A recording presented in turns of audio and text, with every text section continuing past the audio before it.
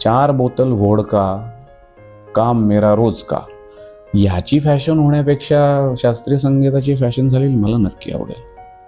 Reality show मी तुम्हाला सांगतो मला काय वाटतं. आता परत मी जसं म्हटलं ना की तो करत असताना तुम्हाला ते आयुष्य वाटतं, पण रियालिटी शो काय तुम्ही आयुष्यभर करत नाही हो, तो 3च महिन्याचा असतो. तुम्हाला जपानमध्ये मी गेलो होतो, मी पहिल्यांदा वर्कशॉपच्या वेळेला विचारलं, what is the reason you are here, what are you trying to look for. त्यातल्या एक ताई होत्या, त्यांनी हात वरती केला, let me be honest, I just want to spend the next 3 hours with you. असं त्यांनी अत्यंत सरळ सांगितलं. आपल्याला वारसा विकत घेता येत नाही. कितीही श्रीमंत असला तुम्ही, तुम्हाला जुना दागिना विकत घेताय, तो काळ विकत घेताय, तो वारसा विकत घेता येत नाही. खूप लोकांना शास्त्रीय संगीत आवडतं, खूप लोकांना माझं गाणं आवडतं. मला हजारो लाखो मेसेजेस येत असतात. माझा तुमचा वारसा आहे, ज्यामध्ये सत्व आहे, ज्यामध्ये मनशांती, निस्सीम सुलभ आनंद मिळतो. आणि ती जर गोष्ट आपली असेल, आपल्या पूर्वजांची असेल, तर आपल्याला जीवापाड टिकवली पाहिजे.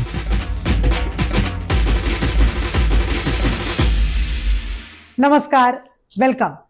गप्पा मस्ती अँड पॉडकास्ट विथ भार्गवी चिरमुलेच्या आजच्या भागामध्ये आपण अशा एका गायकाला भेटणार आहोत, ज्यांनी शास्त्रीय संगीत हे फक्त भारतापुरतं मर्यादित न ठेवता ते 7 समुद्रापार नेलं. अतिशय कमी बोलणारा, मितभाषी, शांत, साध्या, सरळ स्वभावाचा आणि ज्यांनी युवकांना पुन्हा नाट्यसंगीत आणि शास्त्रीय संगीताकडे वळवलं, असा आजकालचा अगदी फेमस आपल्या घराघरातला चेहरा महेश काळे यांना. Welcome Mahesh. Thank you so much. Thank you so much की तुझ्या प्रत्येक इंटरव्ह्यूची सगळ्यांचीच सुरुवात अशी असते की थँक्यू, आम्ही खूप चेस केलं आणि फायनली तू आम्हाला इथे गप्पा मारायला भेटलायस आणि आम्हाला चान्स मिळाला ती अशी गप्पा मारायला. सो थँक्यू तुझ्या सगळ्या टीमला मुळात, की ज्यांनी खूप छान फॉलोअप ठेवला आणि तुझ्या बिझी शेड्यूलमधनं तू इथे आला. पहिलं वेलकम थँक्यूनीच करून टाकते मी तुझं. Thank you, welcome. मी तुमच्या इंट्रोडक्शनमध्येच असं सांगितलं की अतिशय कमी बोलणारा आहे, पण हा गप्पांचा कार्यक्रम तुझ्यासाठी आहे, त्यामुळे महेश काळेंचं लोकांना ऐकायचं, त्यामुळे प्लीज तुम्ही बिंदास बोला जे तुम्हाला बोलायचं ते. ओके. सो पहिल्या प्रश्नाने सुरुवात करूया. Sure. आयुष्यात आपल्या गुरु हा कायम महत्वाचा असतो आणि तुमच्या आयुष्यात तुम्हाला पहिला गुरु तुमची आईच होती तुमच्यासाठी. तर आईविषयी तुम्ही काय सांगाल? आईविषयी काय सांगायचं? You are because she is, इतकं सोपं आहे ते. म्हणजे पहिली जे संवेदना असतात सगळ्या, त्या तुमच्या आईच्या पोटातूनच तुम्ही सगळं ज्ञान, तुमचं सगळी शरीर विकसित होत असतं. जन्मल्यानंतर पण पहिला आवाज हा तिचाच, तुम्ही सवयीचा आवाज तिचाच असतो. त्यामुळे एक अत्यंत हक्काचं असं हमखास ठिकाण म्हणजे आई. अजून काय सांगू? पण ती तुमची पहिली गुरु, माझी पहिली, तर मी मला खरं तर आठवतंय तेव्हापासून मला आई गातानाच आठवते. म्हणजे ती रियाज करायची, गाणं शिकवायची. त्यामुळे न कळत मी गाणं, मला आठवतंय त्याच्या आधीपासूनच शिकायला लागलो म्हणायला हरकत नाही. आणि तिने आता नवीन ह्या सगळ्या प्रक्रियेला शब्द आलेत, गेमिफिकेशन थिअरी वगैरे असं म्हणतात. क्रीडा खेळाच्या स्वरूपामध्ये तुम्हाला शिकवायचं. तर माझी आई तेव्हाच ते करत होती. फॉर एक्झाम्पल, जर मी घरीच होतो, त्यामुळे काही मला गाणी, ताल, बंदिशी माहिती झाले होते, तर आई म्हणायची, आता मला सरगम करता यायची, म्हणजे मला गाणं ऐकलं की त्या मागचे स्वर आपण कळायचे. तर आई म्हणायची, मी आता एक आलाप गाते, त्याची तू सरगम करून दाखव. आ मी सारे ग म ग रे ग म ग रे सा असं तो मग नाद लागला मला की तू अजून सांग आता अवघड कर अवघड कर. किंवा मग आई म्हणायची आता मी एक आलाप गाते ते कुठल्या रागात आहे ते ओळख. त्यामुळे मग मला रागांचं थोडंसं ज्ञान यायला लागलं. मग म्हणायची की मी बंदिश म्हणते त्यात कुठला ताल कुठल्या तालात बंदिश आहे ती सांग. मग त्यातनं माझं तालांग आपल्या आपण व्हायला लागलं. किंवा मग ती सांगायची की ही ह्या रागातली बंदिश त्या रागात गा किंवा ह्या ठेक्यातली बंदिश त्या ठेक्यात गा किंवा 5 मात्रात असं काहीतरी करून दाखव. तर असं खेळ खेळ करत असताना म्हणजे मी बसून तिच्या समोर शिकण्याच्या अगोदरच मला बऱ्याचशा गोष्टी माहिती होत्या. आणि इट्स अ बिग गिफ्ट. तिने जी पद्धत तेव्हा अवलंबली होती ती आता मी माझ्या विद्यार्थ्यांना जेव्हा शिकवतो ते करतो. जसं की हू ॲम आय, की I don't have Pancham and I have Komal Nishad and all the other swars are शुद्ध. Who am I? मग त्याच्यात मुलं प्रोसेस ऑफ एलिमिनेशन करत जातात की पंचम नसलेले म्हणजे हे राग असतील, मग ह्याच्यामध्ये हा असेल का तो असेल का. आणि मग मी एक एक आणखीन क्लू देत जातो. आरोहामध्ये 5च स्वर आहेत, येताना 6 स्वर आहेत, मग काय असू शकतं. आणि ते हा जो शिक्षण हा जर वेध असला ना तर ते स्वयंभू होत जातं. आणि मला हे काही माहिती असण्यापूर्वीच आईनी तो माझ्यातला गाण्याचा वेध जो आहे तो रुजवला, तो आजही कायम आहे. एखादी व्यक्ती आपल्या बरोबर आयुष्यात असते किंवा नसते, काळाप्रमाणे घडत जातं. काही वेळेला ती व्यक्ती आपल्या सोबत विचारांनी असते, तिच्या एखाद्या गोष्टीमुळे असते. आई तशी तुझ्या सोबत कायम असते, ती हो. कुठल्या रूपात असते आणि काय वाटतं त्याबद्दल तुला? मला असं वाटतं की आपले जे आप्त असतात, ज्यांच्यावर आपण खूप प्रेम करतो किंवा ज्यांचं आपण ऋण मानतो ना, त्या ऋणात त्या प्रेमात ते सदैव असतात. आणि मी आजही माझ्या आईवडिलांशी बोलतो, डोळे मिटतो, माझं प्रार्थना करण्याची वेळ आहे त्यावेळेत मी बोलतो त्यांच्याशी. मी एखाद्या कार्यक्रमाला गेलो तर त्या कार्यक्रमात असा वावरतो जसं त्यांची बसण्याची ठिकाणं होती. माझी आई कायम डाव्या बाजूला कोपऱ्यात बसायची, ते वडील कायम समोर बसायचे. त्यामुळे मी प्रार्थना करतो तेव्हा मी असं अज्युम करतो की ते तिथे आहेत. कुठली अडीअडचण आली तर संभाषण करायचं. आपला एक फिजिक्सचा लॉ आहे, nothing is created or diminished, it just changes it's form. हा जर सिद्धांत खरा असेल तर कुठल्या आपल्याला आकलन नसणाऱ्या एका कुठल्या तरी स्वरूपात असतील, पण आकलन नाही आहे म्हणजे नाही असं मी मानत नाही. त्यामुळे माझं संभाषण चालू आहे. फक्त जी उत्तरं येतात ती ऐकू येत नाहीत, ती फक्त अंतर्भावामध्ये उमटतात. पण तू आईला गुरु म्हणून जास्त मिस करतोस का आईला आई आपल्या बरोबर कायम असणं हे मिस करतोस? मी तुम्हाला सांगू का, आई ही कायम गुरुच असते हो. कारण आयुष्य कसं जगायचं हे शिकलं नाही ना तर कुठलाच विषय शिकता येत नाही. कुठल्याही विषयामध्ये तुम्हाला पारंगत व्हायचं असेल तर मनुष्य म्हणून त्या विषयाला शरण गेल्याशिवाय तुम्हाला करता येत नाही ते. आणि ते पहिलं शिक्षण तुम्हाला आईच शिकवते. त्यामुळे मला असं म्हणजे माझी आई मला गाणंही शिकवायची, पण ती गाणं शिकवत जरी नसती तरी ती माझी गुरुच असते. कारण मी म्हटलं तसं विचारसरणी कशी असावी. माझी आई अत्यंत प्रेमळ, म्हणजे भाबडी म्हणूयात इतकी प्रेमळ होती की दुपारच्या 12च्या वेळेला कोणी जरी नको असलेली गोष्ट मुद्दाम त्यांच्याकडनं विकत घ्यायची किंवा विकत घ्यायची नसली तर त्यांना काहीतरी हे खा, पाणी प्या. मग बऱ्याच वेळेला उन्हामध्ये जर खाली कोणी काम करणारे दिसले तर ती त्यांना सरबत करून ते त्याला देऊन ये, किंवा गाईला मी लहान असताना आमच्या इकडे गुरं दिसायची, आता दिसत नाहीत पुण्यात, पण हे खाणार नसशील का, मग ते जाऊन त्या गाईला देऊन ये. त्यामुळे अत्यंत प्रेम, साधेपणा. बाबाही तसे माझे गुरु होते म्हणायला हरकत नाही, कारण ते गायक नसताना त्यांनी मला शेकडो अभंग शिकवले.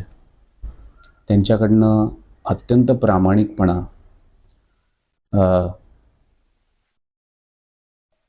अत्यंत परखड,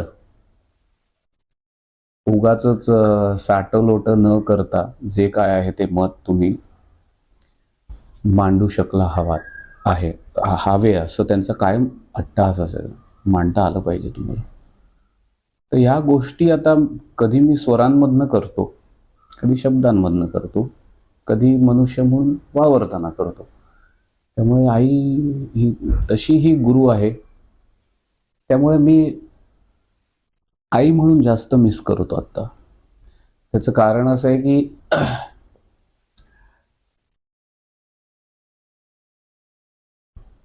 ती आई म्हणून असती तर ती गुरु म्हणून असतीच ना माझ्याजवळ.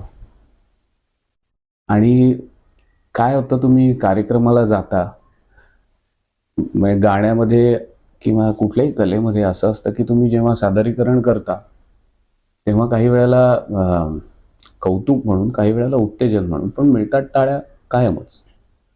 आणि त्याची कुठेतरी आपल्याला सवय होते. म्हणजे गाणं संपल्यानंतर टाळ्या वाजणार ही आता खूण असते, ते काय वाजत नाहीत कुठे असं होत नाही. आणि मी जेव्हा गात असतो तर मी एवढा धुंदीत असतो की मला त्या वाजलेल्या टाळ्या खूप वाजतायत का, कमी वाजतायत का, खूप आवडतंय का, ह्याच्याकडे फारसं लक्ष नसतं. खरं तर मी माझ्या धुंदीत असतो, पण मग त्या जर ज्या ठिकाणून टाळ्या वाजतात तिथे जर ती असती तर तिला बरं वाटलं असतं. गाण्यातला अनुभवाचं सुख मी कायमच त्याच्यावरती तो अनुभवत असतो. पण गाण्याच्या प्रतिक्रियेचं किंवा सादरीकरणातलं जे सुख आहे ते मला असं वाटतं की आपले आप्त जर असतील त्यात, तर त्यांना त्यांच्या सुखामध्ये तुम्ही जास्त सुखावता. मगाशी तुम्ही म्हणालात की कधी स्वरांच्या रूपाने आई असते किंवा कधी विचारांच्या. स्वरांच्या रूपाने ती कशा पद्धतीने हे आमच्या सगळ्याच प्रेक्षकांना ऐकायला आवडेल. बऱ्याचशा गोष्टी मी ज्या शिकलो ना त्या मला अगदी माझे मनोरथ पूर्ण करी देवा, माझे मनोरथ पूर्ण करी देवा, ही आई गाणं गायची लहानपणी, माझ्या लहानपणी. किंवा वाणी को विमल रस ओंकार, वाणी को विमल रस, ही बंदिश गायची. तर त्या सगळ्या बंदिशी मला पाठ आहेत अजूनही. आणि मी गुणगुणतो त्यावेळेला बरीच अशी गाणी गुणगुणली जातात जी मी कदाचित सादर नाही करत. त्यातली बहुतांश गाणी अशी आहेत जी आईनी गायलेली आहेत किंवा शिकवलेली आहेत. असं म्हणतात की गाण्याचं हे आयुष्य चिरकाळ असतं. ते माणसाच्या आयुष्यापेक्षा खूप जास्त टिकू शकतं. आणि तुम्ही पहा, बरेच लोक दिग्गज जी आहेत ते आपल्या रोजच्या आयुष्यात आहेत, त्यांच्या देहात ते नसले तरी सुद्धा. तर आई जेव्हा गेली तेव्हा मी भारतात नव्हतो. म्हणजे वडिलांना त्यापूर्वी बरं नव्हतं, त्यामुळे त्याकरता येऊन मी नुकताच गेलो आणि 2 महिन्यामध्ये मला फोन आला की. तर तेव्हा मी माझ्याकडे काही काय म्हणतो आपण, मोर्न जर करायचं असलं तर कसं करायचं हे माझ्याकडे काही, म्हणजे माझी बायको होती माझ्याबरोबर, पण आम्ही दोघंच, जवळची मंडळी होती, नाही असं नाही. पण हे इतकं मोठं दुःख आहे की तुम्हाला त्याच्या सामोरे कसं जायचं कळत नाही. तर मी दिवसभर गात होतो त्या दिवशी. आणि दिवसात कुठल्या तरी ह्याच्यात मला एक बंदिश सुचली तर ती त्याची फक्त स्थायीच सुचली. सोडून दिलं मी. काय जनरली मी ज्या गाण्यांना चाली लावतो किंवा ज्या बंदिशी माझ्याकडनं घडतात त्या मी माझ्या अट्टहासापोटी कधी करत नाही. मी अगदी 2% जर काम घेतलं चाल लावायचं तरच. पण बऱ्याचशा गोष्टी त्या आपल्या पण उमटतात. तशी ती बंदिश उमटली, त्याची फक्त स्थायीच उमटली. मग मी फार हट्ट धरलं नाही, सोडून दिलं. मग एका वर्षानंतर परत तिच्या पहिल्या पुण्यतिथीला मला त्याचा अंतरा सुचला. त्यामुळे मला असं वाटतं की जेव्हा तुम्ही माझ्या गाण्यातनं मी एरवी नाचत असतो, रडत असतो, हसत असतो. तर अशा पद्धतीनं मी सगळ्या गोष्टींमध्ये कुठल्या ना कुठल्या स्वरूपात आणि काय केलं मी सांगतो की माझं पहिल्यांदा दुर्दैवाने माझं आत्ताचा जो प्रवास आहे तो आई पाहू शकली नाही. तर माझं दुसऱ्यांदा मी जेव्हा सवाई गंधर्वला गायलो तेव्हा मी ठरवलं होतं की तोपर्यंत माझं थोडं लोकांना माहिती झालं होतं गातो आणि त्यातली कट्यारमुळे ती बाजू माहिती होती. पण मी अट्टहासाने ठरवलं होतं मला जो राग आहे तोच मोठा करून गाईन. साधारण 75-80 मिनिटं मी एक राग गायलो होतो तेव्हा. आणि त्यामध्ये एक पारंपरिक बंदिश, एक आईवरती केलेली बंदिश, एक अभिषेकी बुवांवरती केलेली बंदिश आणि गोंदवलेला जाताना मला सुचलेला तराणा. अशा 3 गोष्टी माझ्याकडनं. आणि याचं कारण काय? कारण मी काही गोष्टींची सवय होत नाही. म्हणजे तुम्ही त्या स्वीकारता आणि स्वीकारलेल्या अपूर्णतेत तुम्ही तुमचा प्रवास चालू ठेवता. म्हणजे काही अशी ठिकाणे आहेत जिथे तर प्रत्येकच गाण्याला मला आई हवी आहे, पण सवाईला मी तिच्या मांडीत झोपून ऐकलं होतं सवाई. त्यामुळे मग मला असं वाटलं की मी तिथे सुप्तपणे, मी फार काही त्याचा लवाजमा केला नाही, मला आई करता एक बंदिश. अभिषेकी बुवांनी कधी मला त्यांच्यासमोर कधी गाता आलं नाही. अशा मैफलीमध्ये त्यांच्यासमोर बसून शिकायचो तेव्हाच फक्त. त्यामुळे मला असं वाटलं की अभिषेकी बुवांनी असावं, आईनी असावं. तर त्यांचं असणं मला समोर जर दिसत नसेल तर माझ्या गाण्यातनं मी अनुभवायचा प्रयत्न केला. असं सगळ्या गोष्टींमध्ये माझा अट्टहास असतो की जगामध्ये पॉझिटिव्ह आणि निगेटिव्ह एनर्जीज दोन्ही असतात. असा सिद्धांत नसला तरी मला असं वाटतं की निगेटिव्ह एनर्जी जास्ती अट्रॅक्ट करते. पण मला पॉझिटिव्ह एनर्जीमध्ये रमायला जास्त आवडतं. कारण मी दुर्दैवाने मला इतकं कमी वयात म्हणूयात, म्हणजे आता काय कुठलंही वय हे झेलायला तुम्ही परिपूर्णपणे झेलू शकत नाही. पण मला इतकं माझ्या वाट्याला असे दुःख आले, इतक्या लोकांना मी गमावलंय की मला निगेटिव्ह एनर्जीज तेव्हा दुःख झालेलं आता मी त्याला गाण्यामध्ये किंवा पॉझिटिव्ह एनर्जीमध्ये कन्व्हर्ट करून ठेवलंय. त्यामुळे मी शक्यतो मला जी लोक आवडत नाहीत त्यांच्या जवळ राहत नाही. मला जर एका ठिकाणी एनर्जी आवडली नाही तर मी तिथून निघून जातो. जिथे मला असं वाटतं की मला छान वाटते तिथे मी रमतो. मी गोंदावलेला परवा जाऊन आलो. मी जन्मापासून जातोय तिथे. नवमीची माझी सेवा, तिथे खूप छान वाटतं मला. गाण्याचा भाग झालाच, पण तिथे गेल्यानंतर एक उगाच जेव्हा छान वाटतं त्या ठिकाणी मला रमायला आवडतं.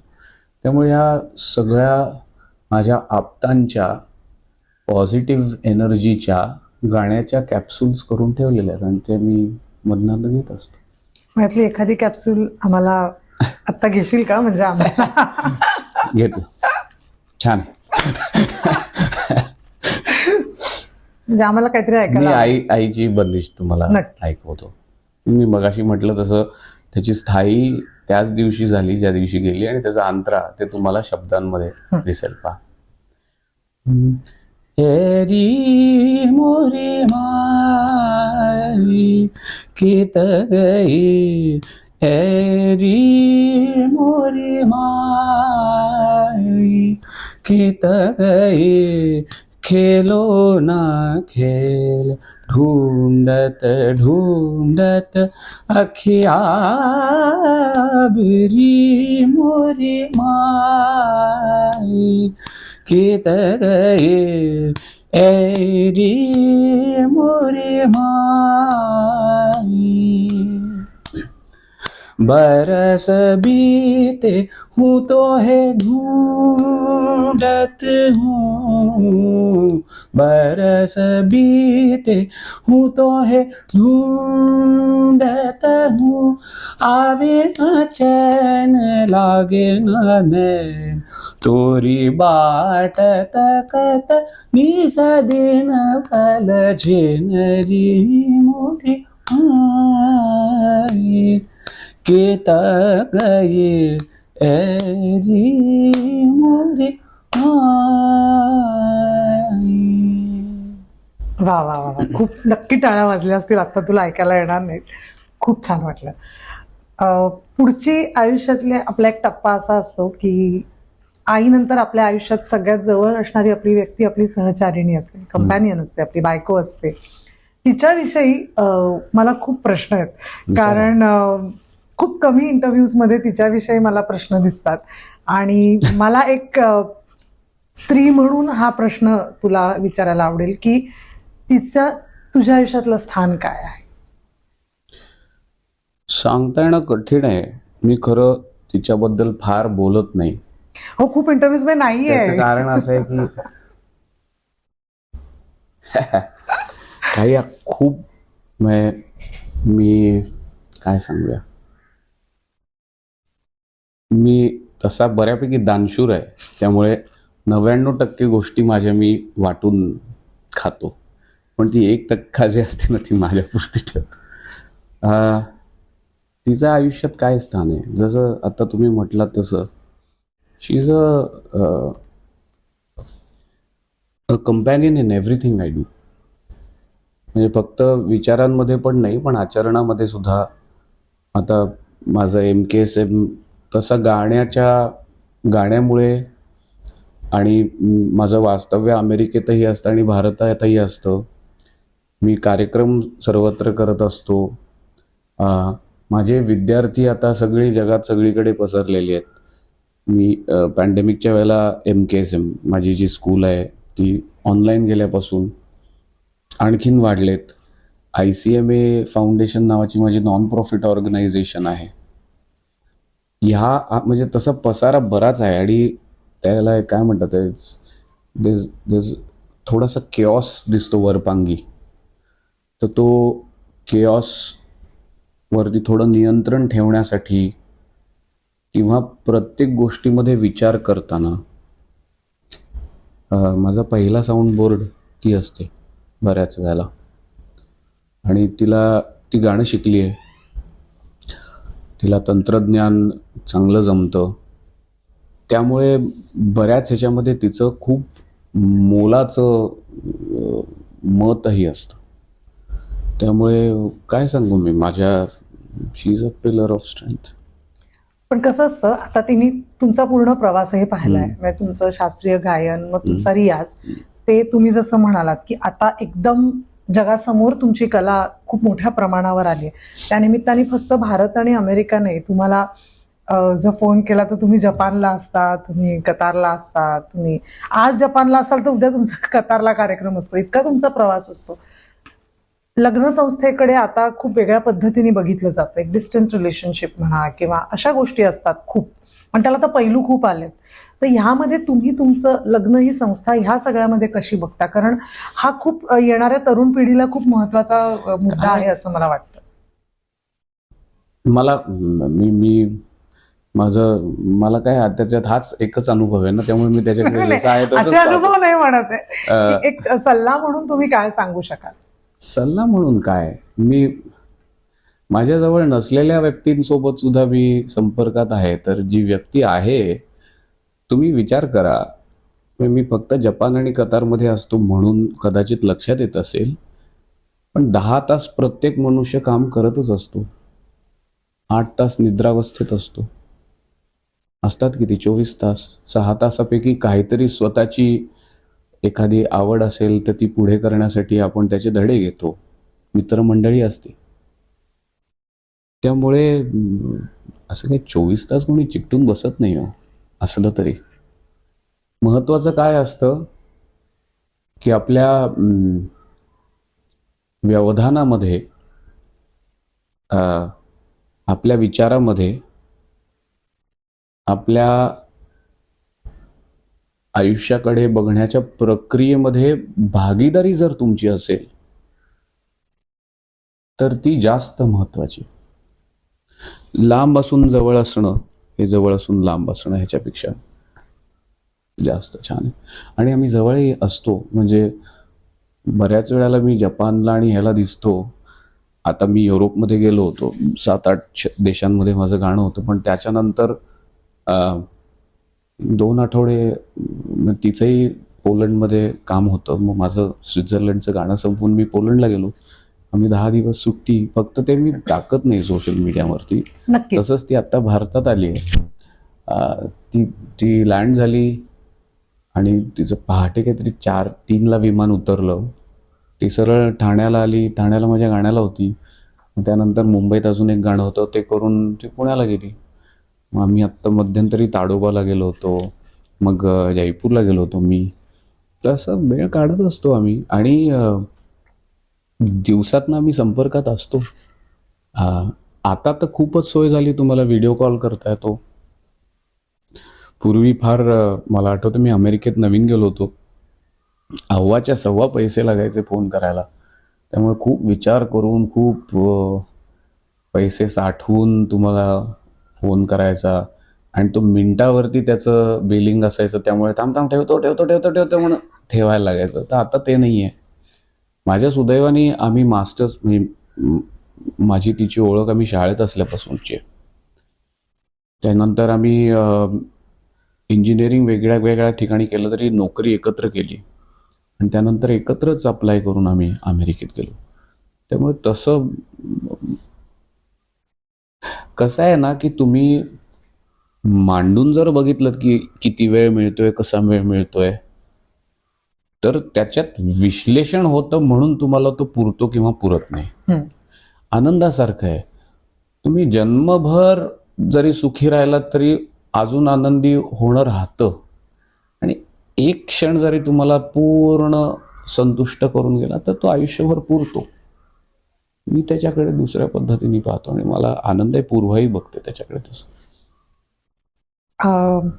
आता पुढचा आयुष्याचा टप्पा म्हणजे आई आपली गुरु होतीच, पण त्याच्यानंतर तुम्ही गुरुकडे प्रॉपर, आपण ज्याला एक शिक्षण म्हणतो, ते घेतलं. तर तुमच्या गुरूंविषयी तुम्ही काय सांगाल? काय सांगू मी? म्हणजे मी जेव्हा गाणं शिकवत होतो बुवांकडे, त्या काळात मी त्यांच्यासोबत सगळ्यात जास्ती वेळ घालवत होतो आणि मी कॉलेजमध्ये होतो. आणि इट्स अ टफ थिंग, कारण तुमचं ते वय असतं जेव्हा तुम्हाला अनेक साऱ्या गोष्टी नवीन कळतात, नवीन अनुभव येतात. मलाही आले, त्याचं तुम्हाला आकर्षण असतं, मलाही होतं. पण तरीसुद्धा ती त्यांच्या सानिध्यात असल्यानंतर जे मी काय म्हणू, वश किंवा संमोहित असायचो की मला काही ध्यानीमनीच नाही. म्हणजे मला कशानंतर तुम्हाला उपयोगी होतात गोष्टी. मला झोपलं नाही तरी पुरायचं, मला जेवलं नाही तरी पुरायचं. एवढंच काय, बुवा शिकवत असताना माझं शिकायचं थोडं पण राहू नये म्हणून मी श्वास पण कमी घ्यायचो. त्यामुळे माझी दमसास वाढली. त्यामुळे मला उपाशी असलो तरी मला काम करता येतं, झोप नसली तरी काम करता येतं. आणि आता ह्या सगळ्या गोष्टींचा असं नाही की मी हेळसांड करतो, पण काही वेळेला प्रवासामध्ये तुमच्या धाकधुकीमध्ये काही गोष्टी तुमच्या मनासारख्या होत नाहीत, पण मला त्यांनी काही फरक पडत नाही. आणि हा आता गाणं हा खूप म्हणजे नैसर्गिक आहे की मी जे काय गातो, माझ्या गाण्यामध्ये जो श्वास घेतोय त्यातही त्यांचा विचार किंवा त्यांचा असर मला कायम जाणवत असतो. आणि मी अशा वयामध्ये बुवांकडे गाणं शिकायला गेलो की जेव्हा मी अजून खूप जग एक्सप्लोअर करत होतो. मी फारसा जगलो नव्हतो. मी 10वीच्या सुट्टीपासनं अभिषेकी बुवांकडे गेलो. म्हणजे आधी आईकडे 10वी पर्यंत. माझ्या आईकडे मी मला आठवते तेव्हापासून. मग आवाज माझा जेव्हा फुटला तेव्हा पुरुषोत्तम गांगुर्डे म्हणून पुण्यात ते बालचित्रवाणी चे स्टेशनवरती ते डिरेक्टर होते आणि यशवंतबुवा जोशी यांच्याकडे ते गाणं शिकलेले होते. त्यांच्याकडे आई म्हटली की आवाज फुटला, आता तुला पुरुषाच्या गायकीचे सुद्धा संस्कार व्हायला पाहिजे. मग ते त्यांच्याकडे गेलो आणि त्यानंतर 10वीपासून मी अभिषेकी बुवांकडे गाणं शिकलो. मग 10वी नंतर किती काळ त्यांच्याकडे, कारण मला असं वाटतं तू गुरुकुल पद्धतीत शिकलास का? हो. सो गुरुकुल पद्धत म्हणजे काय हे मी मला जसं समजतं तसं सांगतो. कारण गुरुकुल हा शब्द जेव्हा आला तेव्हापासून ती पद्धत, अर्थातच आयुष्य जसं बदलत गेलं तशी ती पद्धत त्या बदलत्या आयुष्यासोबत हळूहळू बदलत गेली. मग एरवी त्याचा परिभाषा बघायला गेला तर गुरुच्या कुलामध्ये राहून तुम्ही ज्ञान ग्रहण जे करता, गुरुसेवेत राहून, त्याला गुरुकुल म्हणतात. पण प्रत्येक परिभाषेमध्ये तुम्हाला ती प्रक्रिया आढळतेच असं नाही. तर ती प्रक्रिया काय असते ह्यानी ते बदलती जरी गोष्ट आयुष्य असलं तरी ती जी सिस्टीम आहे ती पकडून ठेवण्यासाठी उपयोग होतो. आता ह्याचा अर्थ मी सांगतो काय. उठल्यापासून पहिला विचार आणि झोपेपर्यंत शेवटचा विचार तुम्ही गाण्याचा करत जर राहिलात तर तुम्ही त्या गाण्याबरोबर एकरूप आहात. आणि मला हे अभिषेकी बुवांच्या सानिध्यात आल्यानंतर पहिल्यांदा कळालं. म्हणजे मी कॉलेजला जायचोच की, पण कॉलेजला जायचो तेव्हा पण मी शिकून एखादी गोष्ट गेलो तर मी माझ्या जॅकेटमध्ये एक हात ठेवायचो, त्याच्यावरती ताल मोजायचो आणि मग मी जाईपर्यंत ती बंदिश माझ्या तालामध्ये करायचो. किंवा मला एखादा पलटा कायमच चुकायचं, काही ना काहीतरी सुटत नसेल तर तो मी नुसता गिरवत राहायचो डोक्यातल्या डोक्यात. मग ते लेक्चर जे काय असायचे ते करायचो आणि मग मला वेध लागला असायचा. मला इंजिनिअरिंग करताना शेवटचं लेक्चर बंक करायला लागायचं, कारण बुवा 3:30 वाजता शिकवायला बसायचे दुपारचं. पण त्यांच्यासमोर बसायला तुम्हाला गळा थोडा तरी तापवायला पाहिजे, म्हणून मी 2:30 वाजता जायचो, शौनकदादा बरोबर बसायचो. मला एक फायदा असा झाला की मी सगळ्यात शेवटचा शिष्य त्यांचा, त्यामुळे मला सगळ्यांकडेच बुवांचे सगळे शिष्य त्यांच्याकडे सगळ्यांकडे शिकायला लागलो. शौनकदादाकडे मला खूप शिकायला मिळालं. त्याच्याबरोबर रियाज करायचो, मग बुवांबरोबर शिकायचो. तसं दिवसातनं मला 7-8 तास अभिषेकी बुवांच्या समोर बसून शिकायला. दुपारी तू? मी पहाटे जायचो त्यांच्याकडे 4-4:30 वाजता आणि मग त्यांच्याकडे रियाज करायचो, त्यांच्याकडे खायचो, मग तिथनंच कॉलेजला जायचो, कॉलेजहून परत त्यांच्याकडे जायचो, मग गाणं शिकायचो. 3:30चं गाणं 7-7:30 पर्यंत चालायचं. मग त्यानंतर घरी जायचो. मग घरी एक इतकं चॅलेंजिंग होतं ना, कारण माझ्या बरोबर जे शिकलेली मंडळी ती ऑलरेडी प्रस्थापित गवई असलेली मंडळी होती. आणि खरं तर मला अभिषेकी बुवांनी का शिकवायला घेतलं अजून माझ्यासमोर प्रश्न आहे. कारण ते अशा लोकांना शिकवायचे की मैफलीत कसं सादरीकरण कसं असावं, रागाकडे वेगळ्या नजरेने कसं पहा. मला मैफलीपर्यंत मी तेव्हा पोचलोच नव्हतो. तुटपुंजे छोटे छोटे मी गाणी करायचो तेव्हा. आणि रागाकडे कसं पाहावं म्हणजे मला काय म्हणतात, वासावरनं अन्न ओळखायला यायचं, पण अन्नामध्ये त्या पाककृतीमध्ये काय काय घातलं जातं हे कळायचं नाही तितकं. त्यामुळे माझ्यासाठी हा प्रवास खूपच निराळा होता. आधी एक प्रश्न, तू बुवांकडे कसा गेलास, म्हणजे कुठे, म्हणजे अभिषेकी बुवांकडे ना बुवांनी अनेक लोकांकडनं गायन विद्या घेतली. हं. त्यामध्ये एक होते नरहरी भाऊ पाटणकर. नरहरी बुवा पाटणकर म्हणून एक गृहस्थ होते. छोटा गंधर्व आणि अभिषेकी बुवा दोघंही त्यांच्याकडे शिकलेले आहेत. त्या नरहरी बुवांचे जे नातू आहेत, रवींद्र पाटणकर त्यांचं नाव, ते आमच्या गोंदवलेकर महाराजांच्या संप्रदायापैकी होते. आणि मला अगदी, मी मगाशी सांगितलं असं, मला आठवतं तेव्हापासून मी गाण्याभोवती असायचो. तसंच गोंदवल्यात गोंदवल्याच्या मंडळींचं एक पुण्यामध्ये ब्रह्मचैतन्य मंडळ असं होतं, जिथे फिरती आरती असायची. पहाटे 5:30ला काकडा, संध्याकाळी 5:30ला आरती, ही रविवारी. आणि दर गुरुवारी पुण्यातल्या लिखितराम मंदिरामध्ये एक भजन असायचं 9:30 ते 11:30. आणि रवी काका हा जो होता तो पेटी अप्रतिम वाजवायचा. त्यामुळे मला तो माझ्यासाठी असा एकदम हिरो असायचा. मी त्याच्या पेटीच्या शेजारी असा बसायचो. मलाही पेटी वाजवायची खूप आवड. मी असं बसून राहायचो आणि बघत राहायचो.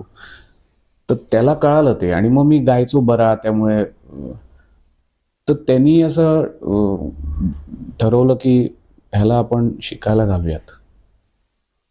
मग असाच एक काकडा आरती जेव्हा होती नवसह्याद्रीत, तिथे मला आठवतंय की तो म्हणाला इथून आपण जाऊया. तर सुभाष कामत म्हणून एक फार मोठे जुने तबला वादक आहेत, ते महाराजांचे भक्त आहेत, ते आणि रवी काका या दोघांबरोबर मी अभिषेकी बुवांकडे गेलो. मला अजून लख्ख दिसतंय. तेव्हा त्यांच्या घराची रचना थोडी वेगळी होती. छोटीशी सुरुवातीला खोली होती. खोलीमध्ये ओम निळ्या रंगाचं चित्र होतं. असं तो ऑटोमॅटिक जाणारा आतमध्ये दरवाजा होता. मध्ये काळ्या रंगाची काच होती. मी असा बसलो होतो. आणि अभिषेकी बुवा आल्यानंतर म्हणजे खरं देव प्रकट व्हावा ना, तसं मला अजूनही आठवतंय. आतमध्ये शौनक दादा, तो तेव्हा त्याचे तब्येत एकदम व्यायामाचं शरीर होतं. निळ्या रंगाचं त्यांनी एक असं बनियन होतं, त्याच्यावरती रेड स्ट्राईप्स होत्या. तो तंबोऱ्यावरती पलटे करत होता. आणि त्याच्यानंतर त्यांच्याकडे डॅनी नावाचा एक कुत्रा होता, एवढं तोंड त्याचं, बॉक्सर. तो आल्यानंतर मी घाबरलो. आणि पहिलं वाक्य बुवांचं होतं, काही काळजी करू नका, हा फक्त दिसायलाच अवघड आहे. एखाद्या चोर आला तर त्याला दाखवायला नाही इथे काय ठेवलं. तर खरं मला त्यांनी कदाचित रवी काका बरोबर मी गेलो म्हणून नाही म्हणता आलं नाही, म्हणून घेतलं असावं. तर असं मी त्यांच्या घरापर्यंत पोहोचलो. म्हणजे रवी काकांमुळे हो. आपण बुवांकडे पोहोचला. हो. आणि मग नंतर पूर्ण सुरू झालं तुमची. नंतर सुरू झालं ना नंतर सुरू झालं म्हणजे मी खूप लहान होतो तेव्हा, 10वी ना, म्हणजे 10वी. हा. काय त्यावेळेला मला थोडंसं फ्रस्ट्रेशन आलं होतं. पण आता मागे बघताना पाहतात की एवढ्या मोठ्या माणसाचा, इतक्या मोठ्या गुरुचा, ती मोठी कमिटमेंट असते. तुम्ही कोणाला शिष्य म्हणून पत्करता तेव्हा तुम्ही त्यांचं दायित्व पत्करत असता. त्याला फक्त गाणं शिकवणं नाही, तर त्याला त्याच्या पायावर गाण्याच्या जोरावरती उभं तुम्हाला करता यावं, इतकं ही गुरुमंडळी करत असायची. तर मी सुरुवातीला जायचो तर मला सांगायचे अजून थोड्या दिवसांनी या, बुवा नाही आहेत. प्रवासाला घ्यायचे, ते खूप ठिकाणी जायचे, तेव्हा गात असत ते. मग एकदा होते तर ते म्हटले आत्ता थोडं नंतर यायला सांगितलंय, ते काम आहे. मग ह्या दरम्यान माझा एकदा हात तुटला होता. आणि मी तसाच कास्ट असताना गेलो. आणि माझं सुदैव असं की त्या दिवशी दार अभिषेकी बुवांनीच उघडलं, दरवाजा त्यांनीच उघडला. मला विचारलं काय झालं हाताला. म्हटलं मी पडलो आज सकाळी. मग कशाला आलात ते म्हटले. मी खाली डोकं घातलं, काय सांगू आता. आत्या म्हणाले. ते पहिल्यांदा मी घराच्या आत गेल्यानंतर त्या दिवशी पोचलो. मग त्यानंतर मी मागे बसायचो. जे काय चाललं ते कळायचं खरं तर काहीच नाही तेव्हा, कारण आता जी पद्धत आहे ना, हा लिहून घ्या, सा रे ग प ध सा, आरोह अवरोह, असं काही नव्हतं. मी तुम्हाला गंमत सांगतो, मी अभिषेकी बुवांच्या डोळ्यात कधीच बघितलेलं नाही. मी त्यांच्याकडे कधीच असं डोळ्यात डोळे घालून पाहिलेलंच नाही माझ्याकडे. फोटोंमध्ये बघ, कारण हिंमतच नाही व्हायची. मी असं त्यांच्याशी बाबा असं हो असं असंच बोलायचं. गात असताना मात्र म्हणजे काय म्हणतात त्याला, झूम आऊट करून अख्खे दिसायचे बुवा. तेव्हा त्यांच्याकडे असं पाहायचो मी. शून्यात बघतो ना आपण, आता मी तुमच्याकडे पाहत नाही. तर असं लांबून मी फक्त बघायचो काय समजेल त्या बंदिशी. मला आठवते पहिल्यांदा बसल्यानंतर, ते नंतर कळालं मला अनेक वर्षांतर, सुहा कानडा नावाचा राग, दुर्मिळ राग आहे. आडा चौताल, मध्य आडा चौतालामध्ये बंदिश. मला काही म्हणजे इतक्या दांड्या उडत होत्या. मला आठवते मी घरी जाऊन रडलो होतो. नाईला म्हटलं की हे बघ, हे छान आहे पण मला जमणार नाही ग, काय चाललंय मला काहीच कळत नाही. आई म्हटली असं करायचं नाही, जायचं नुसतं जाऊन बैस. मग नुसतं जाऊन बसता बसता मला सांगितलं, एक दिवशी म्हटले त्यांना पुढे, संपलं गाणं शिकवताना, त्यांना पुढे पाठवा. मग मला म्हटले काहीतरी गाऊन दाखवा. मग मी काय गायलो, काहीतरी यमनची बंदिश गायलो कुठली तरी. आणि मग नंतर अभिरगुलाला गायलो. कोणाचं आहे माहिती आहे का? हो बाबा तुमचं आहे. बुवा म्हणायचो त्या मी काहीच म्हणायचो नाही खरं तेव्हा तोपर्यंत. हो तुमचं आहे एवढंच म्हटलं. मग मला म्हटले उद्या सकाळी 4:30 वाजता या. मग त्याच्यानंतर माझं पहाटेचा रियाज. पण त्याच्यासुद्धा प्रक्रिया किती सुंदर आहे. म्हणजे जेव्हा घडत असते तेव्हा आपण फक्त त्याला रिॲक्ट होत असतो, आपल्याला कळत नसतं.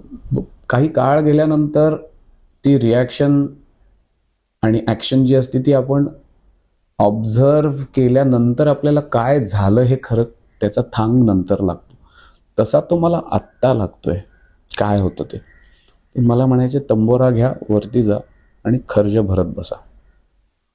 मला महादेव काका होते, त्यांनी सांगितलं होतं कसं करायचं ते.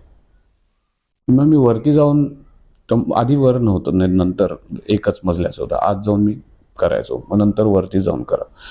मग मी डोळे मिटून करत बसायचो. पण ते खाली शिकवायचे ते सगळं लक्ष तिकडेच असायचं माझं. तर परत मी ते काय ऐकू येईल ते ऐकून घरी जाऊन काय मला समजले काय ते म्हणत बसायचो. एक दिवशी मला त्या तंबोऱ्यामध्ये काहीतरी झालं आणि मला कळालंच नाही मी कुठे आहे. मी ते हरवून जाणं, शून्यात जाणं जे म्हणतात ना, मला मी आहे, मी कुठे आहे, भोवताल आहे, मला फक्त तो आवाज सर्वत्र माझ्या घुमत होता. आणि मला नंतर एक कोणीतरी हाक मारली, चला. आणि तेव्हा खूप बऱ्याच वेळ मी वरती बसलो असावा, कारण माझी कॉलेजला जायची वेळ झाली होती. अभिषेकी काकू ज्या आहेत त्यांनी सुद्धा माझ्यावरती इतकं अजूनही खूप प्रेम करतात. त्यांचा हट्ट असायचा, खाल्ल्याशिवाय जाऊ नको, खा, थोडं तरी खा, मग सूप तरी पी. पालकाचं सूप खूप छान करायचं त्या. आणि अगदी घाई असली आणि मी म्हटलं नाही नाही तो पाणी तरी पिऊन जा, त्याच्याशिवाय अजिबात जायचं नाही, असं त्यांनी खूप प्रेम केलं. मग काही दिवसानंतर मला खाली त्यांच्यासमोर, मग ते समोर परत आल्यानंतर प्रश्न वगैरे असं नाही, म्हणजे सगळं जे संभाषण असायचं ते स्वरातच असायचं. मला परत शब्द सांगा, ते परत म्हणून दाखवा, असं काहीच नाही हो. म्हणजे त्यांनी गायचं, आपण ते परत गायचा प्रयत्न करायचा, एवढंच. त्यात तिसरी काही गोष्टच नव्हती. काही काळ झाल्यानंतर मी खूप लहान होतो, मगाशी सांगितलं तसं त्यांच्या नातवाच्या वयाचा असा खूप. त्यामुळे माझ्यावरती थोडंसं त्यांचं त्यांना आवडायचं मी, चला या. तर मला त्यांची सेवा करायला खूप आवडायची. त्यांना मला पाय दाबायला त्यांचे खूप आवडायचे. आणि मग त्या ह्याच्यामध्ये आमचं एक असं नातं झालं. मग तेव्हा मी त्यांना असेच खूप बालिश प्रश्न विचारायचो. असा हा माझा गुरुकुलमधला प्रवास. आणि गुरुकुल का फंडामेंटली वेगळं आहे, कारण त्याच्यात ट्रान्झॅक्शन काहीच नाही. आमच्याकडनं कधीच कुणाकडनंही त्यांनी कुठलंही शुल्क आकारलं नाही. सगळ्यांना सिद्ध हस्त, पूर्ण, कधीही या तुम्ही, कधी या म्हणजे कितीही वेळ या.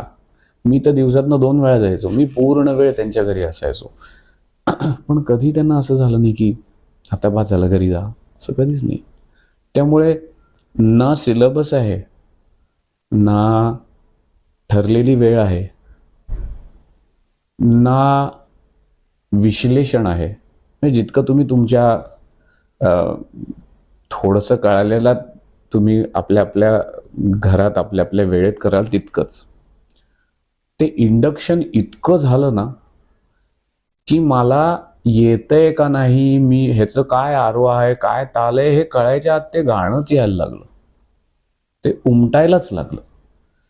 इतकं म्हणजे काय म्हणूयात आपण, तुम्ही एखाद्या गोष्टीवरती मनापासून प्रेम केल्यानंतर तुम्ही तीच गोष्ट होऊन जसे जाता, तसं बुवांच्या सानिध्यात असतं. त्यांच्याकडे पाहताना, त्यांच्या ऐकताना, ते गाताना, ते करता करता त्या गाण्यातच मी दिसायला लागलो. आणि ही गुरुकुल पद्धतीची खूण आहे. आवर्तनामध्ये जास्ती भर दिला जातो. तुम्ही काय भरमसाठ, आता खूप आम्ही 7-8 तास शिकायचो, त्यामुळे काही वर्षानंतर बऱ्यापैकी काय म्हणतो राग बंदिशी शिकल्या. पण जोर किंवा भर सगळे राग शिका यात असं नसायचं. एकच पलटा खूप वेळ. मला आठवतं एकदा बाहेर शिकून झालो, मग आत बुवा गेले, मग मी तंबोरा घेऊन आतमध्ये गेलो. मग बुवा दुपारी असं हात ठेवायचं, त्यांच्याशी ठरलेली पद्धत अशी करून असे झोपायचं. तेव्हा मग आम्हाला त्यांनी एक बंदिश सांगितली होती, थोडीमधली विलंबित ख्याल, त्याची फक्त स्थायी एकच ओळ, बाजो रे मोहम्मदशा घर आनंद बधा बाजू रे, एवढंच. ते मी गात राहिलो, त्यांना झोप लागली, ते उठेपर्यंत मी तेच गात होतो. ते म्हटले अहो काय बास झालं, घसा फाटेल तुमचा. पण तुम्ही पहा त्या एका ओळीमध्ये ते आवर्तन करून करून करून करून करून करून ते चित्र स्टॅटिक झालं आणि मला दिसलं काय चाललंय, कसा तो हलतोय, काय चालतोय. तो गाणं चालत पण होतं पण स्थिर पण होतं. ह्या सगळ्या गोष्टी मला असं वाटतंय की ती जी प्रक्रिया मी म्हटलं ना की काय करायचं आहे ह्याच्यावरनं, परिभाषेवरनं प्रक्रिया कळत नाही. तर गुरुकुल म्हणजे काय, तर गुरुग्रही राहून त्यांच्याचकडे दिवसभर राहून शिकणं. पण प्रक्रिया काय, तर ही जर झाली नाही तर परिभाषेपुरतं, म्हणजे परिभाषा जरी तुमची असली तरी ती पुरत नाही. पण आता अशा पद्धतीकडे बघण्याचा दृष्टिकोन आहे. आता तुमची स्वतःची शाळा आहे, म्युझिक स्कूल आहे, तर या पद्धतीकडे कितपत लोकांचा आता कल आहे? कारण आता सगळ्यांना नाही, सगळं काय फास्ट ना, हवंय आता. त्याला काय, आयुष्यच फास्ट झालंय ना. ज्या काळामध्ये शेवटची ट्रेन गाठायची आहे हे ठरलं ना, तेव्हाच काळ खूप बदलला होता. आता त्याचा वेग वाढला आहे, पण बदललेला काळ तेव्हाच ना. संगीत नाटकाच्या वेळेला तो बदलायला लागला. आधी संगीत नाटकं रात्रभर चालायची, कारण काही घाईच नसायची.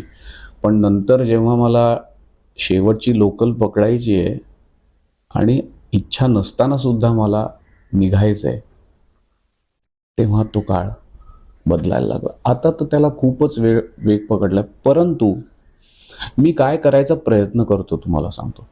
ह्याची जी एलिमेंट्स आहेत ना, तर ती जी प्रक्रिया आहे काय आहे की मला गुरूंच्या सानिध्यात सदैव राहता येतं. आता ते शक्य नाही.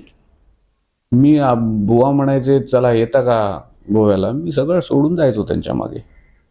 आज ते जरी मुलांना हवं असलं तरी ते शक्य नाही, कारण पद्धतच जगण्याची बदललेली आहे. तर आठवड्यातनं एकदा शिकवलं जातं, जे पूर्वी शिकवलंय त्याची उजळणी केली जाते, म्हणजे मेंटेनन्स होतो. नवीन काहीतरी शिकलं जातं, म्हणजे तुम्हाला काहीतरी एक प्रेरणा मिळते. आणि होमवर्क दिलं जातं का, तर ते प्रेरणेचा पाठलाग तुम्हाला करता आला पाहिजे. आणि हे करत असताना जे शिकवलेलं आहे त्याचं ऑडिओ रेकॉर्ड पण करून दिलं जातं. म्हणजे ज्या इंडक्शनमध्ये मी 8-8 तास रोज असायचो, आता 24 तास असतं ते रेकॉर्डिंग. आणि ह्याच्या पलीकडे जाऊन काही कार्यशाळा घेतो मी आता मगाशी आपलं जसं बोलणं झालं तसं मी जगाच्या पाठीवर कुठे ना कुठे जातच असतो. जिथे जातो तिथे हट्ट करून मी कार्यशाळा घेतोच. मी आता मध्यंतरी आतापर्यंत इतकी लांबडी टूर केली नव्हती. आपण त्याला वर्ल्ड टूर म्हणू शकतो. भारत, दुबई, युरोपमधले अनेक देश, आधी नुसतंच इंग्लंड, मग अमेरिकेत जाऊन 12-15 शहरं, त्याच्यानंतर परत युरोपला आलो, त्याच्यानंतर परत भारतात आलो. अशी साधारण 22-24 कार्यक्रमांची टूर झाली. पण त्यात हट्टाने, आणि प्रवास खूप असतो बरं का, वेगवेगळ्या वेळा असतात, पाणी वेगळं असतं, हट्टाने मी 12 वर्कशॉप केली. या 24 कार्यक्रमांमध्ये म्हणजे 24 कार्यक्रम वेगळे आणि 12 अधिक 12 वर्ष. आणि ते बाकीची गोष्टी असतात, तुम्ही पण फिरलाय त्यामुळे त्या असतातच. त्याचं कारण काय माहितीये का, की त्या गाण्याला त्या मुलांना सगळ्यांना स्पर्श करता यावा. आणि ते जरी माझ्याबरोबर आता ऑनलाईन शिकायला लागतं, कारण मीच एका ठिकाणी नसतो, तर त्यांना एक कुठेतरी, मी म्हटलं ना, ऊर्जा, मग त्याच्यात मी होमवर्क देतो लोकांना. तर एक ते कुठेतरी प्रक्रिया, आणि त्यामध्ये कसं असतं की अजेंडा नसतो की अमुक एक आहे, माता हे शिका, ह्याचा आरोह. तसंच घडलं जातं. डोळे मिटा, ओंकार लावा, मी गातोय तेवढंच गा, मला प्रश्न विचारायचे नाही. आधीच सांगतो, हे आत्ता प्रश्न उत्तरं नसणार आहेत. सगळं झाल्यानंतर प्रश्न उत्तर. कुठला राग आहे, कुठला ताल आहे, मला विचारायचं नाही. डोळे उघडायचे नाहीत, हात वरती करायचा नाही, गाण्याला शरण जा आणि फक्त गा. पण त्यात जे घडतं, म्हणजे मी तुम्हाला सांगतो, पहिल्यांदा पॅन्डेमिकमध्ये मी वर्कशॉप घेतलं होतं. लहान मुलंही होती त्याच्यात. ती गाता गाता, ओंकार गाता गाता अशी हसायला लागली. तेव्हा कळालं की ह्या माध्यमामध्ये सुद्धा मला जे करायची इच्छा आहे ते घडतंय. तर अशा कार्यशाळा घेतो. नंतर एक ICM बूट कॅम्प, म्हणजे इंडियन क्लासिकल म्युझिकचा बूट कॅम्प असं त्याला म्हणतो. बूट कॅम्प म्हणजे तुम्ही अटेंड केला असेल, खूप काम करण्याला बूट कॅम्प म्हणतात. पण त्याच्या मागची संकल्पना अशी की गुरुकुल म्हणजे काय हे माहिती असण्याकरता. मग एखाद्या डोंगरावरती कमी वर्दळीच्या ठिकाणी काही माझ्या शिष्यांना घेऊन जातो मी, आणि तिथे जसं आम्ही गुरुकुल पद्धतीमध्ये शिकायचो, आम्ही 2:30 वाजल्यापासून पण रियाज करायचो. पण आता नवीन याच्यामध्ये 2:30 म्हणजे फारच, लोक झोपतातच 1 वाजता आली तरी सुद्धा 4:30 वाजता बसून त्यांना 4:30 वाजल्यापासून रात्री 10 वाजेपर्यंत फक्त गाणं, सेलफोन बंद, इतर संभाषण नाही, असं वर्षातनं 2 वेळा करतो. माझं अजून भारतात झालेलं नाही, कारण ते सगळे लॉजिस्टिक्स माझे सुटलेले नाहीत. भारतात करायची खूप इच्छा आहे माझी. पण अशा सगळ्या पद्धतीने करतो. त्यांनी काय होतं ना, की विषय म्हणून तुम्हाला क्लासमधनं मिळतं की हा घ्या आरोह, ही बघा बंदिश, ही या तालातली बघा, हे त्याचे शब्द आहेत, हे होमवर्क आहे बघा, हे रेकॉर्डिंग. मग नंतर आपल्याला स्वतःला जे शोधायचं असतं ना, ते या वनराग 4 तासाच्या ह्याच्यामध्ये मिळतं. आणि सातत्याने 10-10, 12-12, 14-14 तास दिवसातनं गायल्यामुळे आपल्याला व्यक्त होण्यासाठी जे कौशल्य लागतं ते त्या इंडक्शनमधनं तुम्ही काय काय, म्हणजे बऱ्याच वेळेला जर मुलं खालच्या पट्टीत गात असली ती वरच्या पट्टीत गायला लागतात. अमुक एका वेगाने गाऊ शकतात तर तमुक एका वेगाने तितक्यातच गाऊ शकतात. त्यामुळे ह्या सगळ्याचं जर तुम्ही एक चित्र मांडलत तर ते कुठेतरी गुरुकुल पद्धतीमध्ये गोष्टी काय घडतात, कशा घडतात, हे मॉडेल करायचा मी प्रयत्न करतो. पण मी काय अभिषेकी बुवा नाही, त्यामुळे मी तसं शिकवू शकत नाही. पण बुवांनी जे आम्हाला दिलंय त्याची जाण नक्की आहे, आणि माझ्या परीने मी अत्यंत प्रामाणिकपणे ते पुढे रुजवायचा प्रयत्न करतो. पण आता तरुण पिढीचा पुढचाच प्रश्न असा आहे तुमच्यासाठी की रियालिटी शोज आता खूप पटकन सगळ्यांना फेमस व्हायचंय किंवा सगळ्यांना पटकन हवंय. ते डान्सच्या बाबतीत सुद्धा दिसतं. आता मी बिंग अ डान्सर, मला लोक विचारतात की आमच्या मुलीला डान्स क्लासला पाठवलं की लगेच टीव्हीवर दिसेल का. ही खूप आता एक प्रत्येकाला हव्यास आहे प्रसिद्धीचा, प्रसिद्ध लवकर व्हायचंय, आणि दुर्दैवाने चांगलं किंवा वाईट कुठल्याही पद्धतीने व्हायचंय. पण मग रियालिटी शो मध्ये जे मुलं येतात तेव्हा त्यांचा मग कधी रियाज सुटतो किंवा कधी काही वेळेला क्लासिकल न गाणारी असतात, न शिकलेली असतात, परिस्थितीमुळे असतात किंवा असं असेल, मग अशा वेळेला तू कसं म्हणजे तुम्ही हे सगळं कसं डील करता या मुलांना सांगणं किंवा मी खरं सांगू का, हव्यास ही कुठल्या काळामध्ये मुळे नसते. हव्यास ही मनुष्याला जेव्हापासून मनुष्याचा जन्म झालाय या भूतलावरती तेव्हापासून हव्यास आहेच आहे की. भूक संपल्यानंतर खातोच की आपण चवीसाठी. हव्यास कधी कोणाला सुटलेली नाही. आताच्या काळामध्ये जे बदल घडले त्या बदलांमुळे ती हाव पूर्ण करण्यासाठी एक संधी दिसते म्हणून तुम्हाला दिसतंय. पूर्वी गाण्याच्या कॉम्पिटिशन्स असायच्याच की हो, मग त्यात जायचेच. तुम्हाला बघितलं असेल की चांगलं वाईट गाणं हा पुढचा भाग झाला, पण तयार नसलेले सुद्धा लोक यायचे. ते काय हेच आहे ते. किंवा असे किती लोक आहेत, घ्या संधी, तुमचा कार्यक्रम करतो तर म्हणतील नाही अजून माझी तयारी झाली नाही. माफक होती. प्रमाण कदाचित आता वाढलं असेल, कारण तयारी म्हणजे काय ह्याचा मापदंडच थोडासा बदलतो आहे.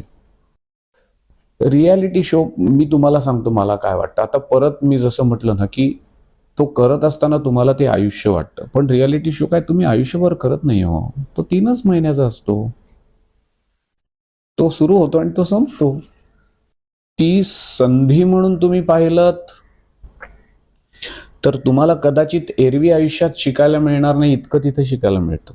मला सांगा, कोणाला असे इतके तयार वादक, इतके चांगले मेंटर, इतकं सगळं तयार कोणाला मिळतं? नाही मिळत. ते मिळतं ना रियालिटी शो मध्ये. फक्त त्यालाच साध्य मानलं आणि एकातनं दुसरीकडे, दुसऱ्यातनं तिसरीकडे जर जात राहिलं तर कुठेतरी आपल्याला काय हवंय ह्याची गल्लत होऊ शकते. कारण कधी कधी काय होतं ना, म्हणजे जेव्हा आम्ही म्हणजे तुम्ही शूटिंग करता आणि कार्यक्रमही करता, त्यामुळे तुम्हाला लक्षात येईल मी काय म्हणतोय. मी जेव्हा गाण्याला जातो ना तेव्हा आम्ही ग्रीन रूम मध्ये जातो. काय करूया असं आम्ही गाऊन पाहतो, साऊंड चेक होतो, परत येतो. माझ्याबरोबर जी मंडळी गाणार असेल त्यांच्याबरोबर त्या बंदिशी घोटत राहतो, स्टेजवर जातो, गातो, नंतर लोकांना भेटतो आणि घरी जातो. त्यामुळे 6 तासाचा वेळ असेल तर त्यातले 5 सव्वा 5 तास आम्ही गातच असतो. तर या शूटिंगमध्ये ते जे प्रपोर्शन आहे ते तितकं राहत नाही. 12-14 गाणी तुम्ही एका दिवसात करतात. ती गाणी असतात 5-7 मिनिटाची आणि त्याचं शूटिंग दिवसभर चालतं. त्याची टेक्निकल मला हे ऐकू येत नाही, तसं होतंय, लाईट हे झाला तो झाला.